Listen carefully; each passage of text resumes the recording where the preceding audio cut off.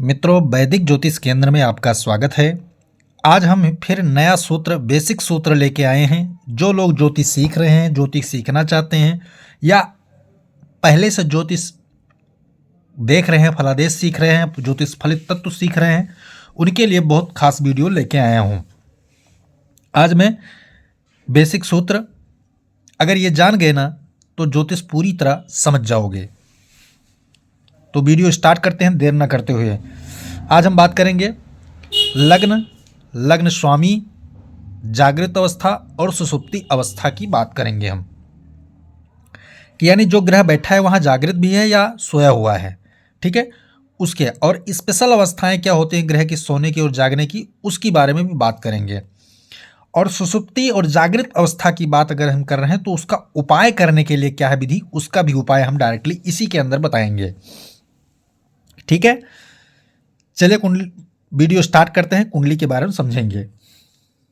तो लग्न वही जितनी राशि उतने लग्न होते हैं। मेष लगन, वृषभ लगन, मिथुन लगन, कर्क लगन, सिंह लगन, कन्या लगन, तुला लगन, वृश्चिक लगन, ठीक है ना। इसी प्रकार जो है धनु लगन, मकर, कुंभ और मीन लगन। तो देर न करते हुए यहां से समझिए आप। मेष लगन का जो स्वामी होता है, यानी मेष लगन की कुंडली अगर किसी का है तो उस पर कौन सा ग्रह का प्रभुत्व होगा पूरी कुंडली पर, वो आप जान लीजिए। मेष लगन है तो मंगल और बृहस्पति उसके स्वामी माने जाते हैं। दो ग्रह उसके स्वामी माने जाते हैं, यानी दो ग्रहों का नैसर्गिक बल तुम्हें प्राप्त होगा जिसका मेष लगन होगा, ठीक है। ये दो ग्रह तुम्हें फायदा ही पहुंचाएंगे, नुकसान नहीं करेंगे तुम्हारा। अब इन दोनों ग्रह के बैठने की स्थिति कहां पर है, थोड़ा ये निर्भर करेगा कि जैसे लग्नेश है उसका स्वामी मंगल हो गया और बृहस्पति वहां का कारक हो गया, तो दो ग्रह महत्वपूर्ण हो गए। इन दोनों ग्रहों का डिपेंडेंस क्या होगा कि ये केंद्र त्रिकोण में अगर बैठे हैं तो 100 के 100% शुभ दे रहे हैं और राजयोग भी दे रहे हैं साथ साथ। परंतु अगर ये कहीं खराब भाव में चले गए तो उसके अनुसार जो है उनका फलादेश होगा। तो मेष लगन के जो स्वामी होते हैं वो कौन होते हैं, मंगल और गुरु यानी बृहस्पति। दूसरा क्या है, सूर्य ग्रह अगर पहले घर में बैठा है तो वो जागृत अवस्था में होगा, पूर्ण चेतन स्वभाव में होगा, अपना फल देने के लिए हर कदम पे आपको लाभ हानि प्रकट करने का उसका काम होगा। अगर पहले घर में सूर्य बैठा है तो पहले घर में जागृत अवस्था में होता है, ठीक है। और वहीं अगर सप्तम भाव में जाकर बैठ गया सूर्य तो वो सुषुप्ति अवस्था मानी जाएगी, ठीक है, सुषुप्ति अवस्था मानी जाएगी। यहां की बात करें कि अगर तुम्हें पहला घर तुम्हारा सोया हुआ है, ठीक है, पहला घर अगर तुम्हारा सोया हुआ है तो किसका कौन से उपाय करने से पहला घर तुम्हारा जाग जाएगा, क्योंकि पहला घर अगर किसी का सो गया तो उसका विचार, उसका शरीर, उसका सिर, उसका मन, उसका बुद्धि, उसका समस्त चीजें जो होता है, लगन महत्वपूर्ण होता है, लगन कुंडली का राजा होता है।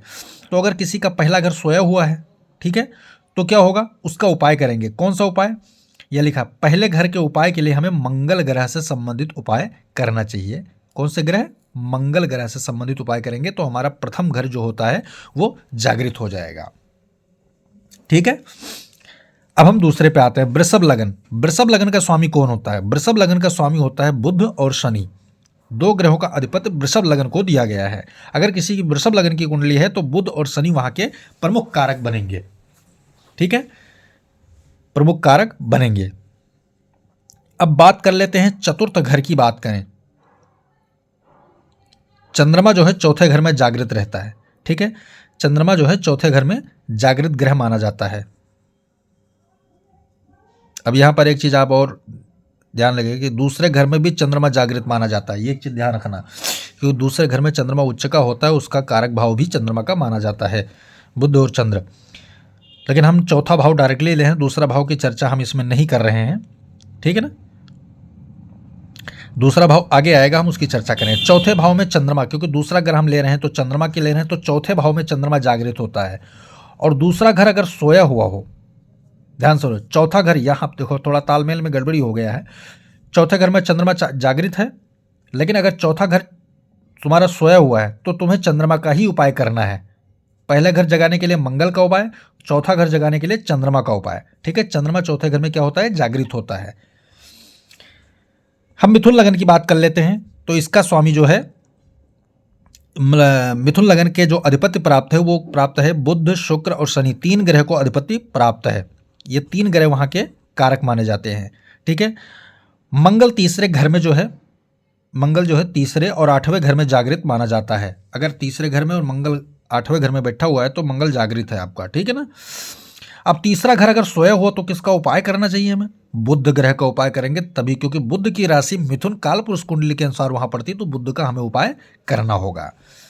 समझ में आ गया होगा यहां तक। कर्क लगन की बात करें, जो चौथा लगन होता है कर्क, कर्क लगन में जो कारक ग्रह होते हैं चंद्र मंगल 2 ग्रह माने जाते हैं। ठीक है, 2 ग्रह कर्क लगन कुंडली का कारक माना जाता है। ठीक है, बुध ग्रह जो होता है छठे और सातवें घर में जागृत होता है। छठे और सातवें घर में बुध जागृत होता है। और यहां आप देख सकते हैं दूसरा घर का उपाय चंद्रमा, अगर दूसरा घर सोया हुआ है तो आपको चंद्रमा का उपाय, तीसरा घर के लिए बुध के लिए, चौथा घर फिर चंद्रमा के लिए, पांचवा घर सूर्य के लिए। पांचवा घर का अगर आपका सोया हुआ है तो सूर्य ग्रह से संबंधित उपाय आपको करना है। ठीक है, बात समझ में आ गई होगी। अब हम सिंह लगन की बात कर लेते हैं। सिंह लगन का स्वामी जो होता है वो सूर्य वहां का इकलौता कारक माना जाता है। ठीक है, इकलौता कारक माना जाता है। पहले आप इस लाइन को समझ लीजिए पूरा आर पार, उसके बाद फिर मैं एक एक समझाता हूं, नहीं तो ऐसे समझ में नहीं आएगा। तो सिंह लगन का स्वामी कारक कौन हो गया? सूर्य ग्रह हो गया। कन्या लगन का कौन हो गया? बुध और शुक्र 2 ग्रह बनते हैं, कन्या लगन के कारक हैं। ठीक है, अब हम तुला लगन की बात करें तो तुला लगन के कारक बनते हैं 3 ग्रह, बुध शुक्र शनि, 3 ग्रह तुला लगन के कारक माने जाते हैं। वृश्चिक लगन की बात करें तो बृहस्पति और चंद्रमा 2 ग्रह इसके कारक माने जाते हैं। अगर किसी का वृश्चिक लगन है तो बृहस्पति चंद्रमा हमेशा तुम्हें अच्छा फल देने का काम करेंगे, कारक होते हैं। धनु लगन की बात करें तो बृहस्पति और चंद्रमा फिर यहाँ 2 ग्रह कारक बनते हैं। मकर लगन की बात करें तो शुक्र शनि यहाँ के कारक बनते हैं। ठीक है, शुक्र शनि अगर कुंडली में खराब है तो आपका लगन खराब हो जाएगा, ये मान के चलिए मोटे तौर पे ये है। कुंभ लगन का कारक होता है शुक्र शनि। ठीक है, मीन लगन का कारक होता है मंगल और गुरु। मंगल और गुरु मीन लगन के कारक होते हैं। ठीक है, अब हम बात कर लेते हैं जागृत और सुसुप्ति अवस्था वाले विषय को। सूर्य पहले घर में जागृत होता है, चंद्रमा चौथे घर में जागृत होता है, मंगल तीसरे घर में जागृत होता है और 8वें घर में जागृत होता है। ठीक है ना, बुध छठे और 7वें घर में जागृत माना जाता है। जागृत का अर्थ यह हुआ कि तुरंत फल देने के लिए रेडी है, तैयार है वो। ठीक है ना, बुध जो है छठे 7वें में, गुरु जो है दूसरे 5वें 9वें और 12वें घर में जागृत अवस्था में रहता है। गुरु ज्यादा भाव पाया हुआ है इसलिए जागृति ज्यादा रखता है वो। गुरु ग्रह जो है दूसरे 5वें 9वें और 12वें घर में जागृत अवस्था में होता है।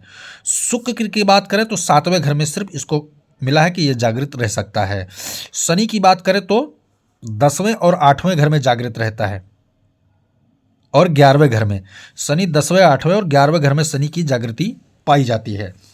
राहु और केतु की बात करें तो इनका वास्तविक वजूद है नहीं, तो इनकी जागृत और सुसुप्ति अवस्था के बारे में कोई चर्चा नहीं की गई है। ठीक है, अब हम सुसुप्ति की बात कर लें कि अगर तुम्हारा पहला घर सोया हुआ है तो आप किसका उपाय करेंगे? मंगल ग्रह से संबंधित उपाय करेंगे तो आपका पहला घर जागृत हो जाएगा। यानी पहले घर से संबंधित, लग्न से संबंधित आपको फायदा नहीं मिल रहा है जीवन में, तो आपका वो घर सोया हुआ माना जाएगा, तो आपको मंगल का उपाय कर लेना चाहिए। दूसरा घर सोया हो तो चंद्रमा से उपाय संबंधित उपाय कर लें। तीसरा घर सोया हो तो बुध संबंधित उपाय कर लें। चौथा घर सोया हो तो फिर चंद्रमा का उपाय कर लें। पांचवा घर अगर सोया हुआ हो तो जो है सूर्य से संबंधित उपाय कर लें। छठा घर सोया हो तो राहु का उपाय करना चाहिए। ठीक है, सातवां घर अगर सोया हो तो शुक्र से संबंधित। आठवां घर अगर सोया हो तो चंद्रमा से संबंधित। नौवां घर अगर सोया हो तो गुरु से संबंधित उपाय आपको करना चाहिए। 10वां घर अगर आपके सो रहे हैं, सुसुप्ति अवस्था में है, तो शनि से संबंधित उपाय आपको करना होगा। 11वां घर अगर सोया है तो गुरु, 12वां घर अगर सोया है तो केतु।